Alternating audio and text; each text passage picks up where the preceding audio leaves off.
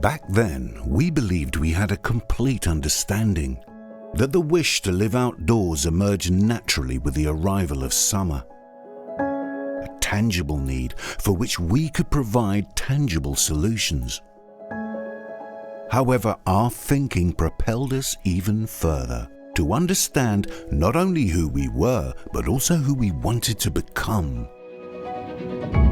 Just designing was no longer sufficient. We needed to initiate a new architectural dialogue to create spaces that fostered a deeper connection with the natural elements surrounding us.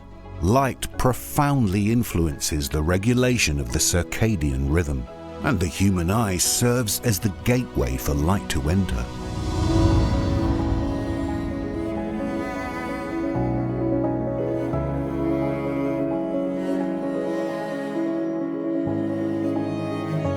Designing had to cultivate well-being, enhance the joy of inhabiting spaces, and stir emotions. Today, when we create a product, we are conscious of breathing life into a piece of sophisticated architecture.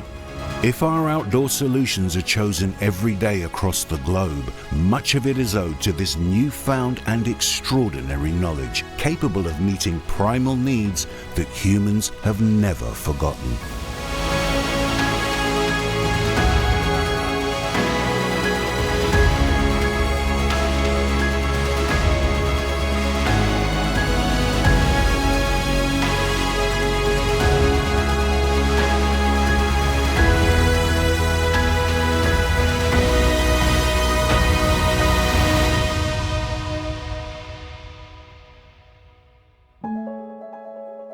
All of this needed a name.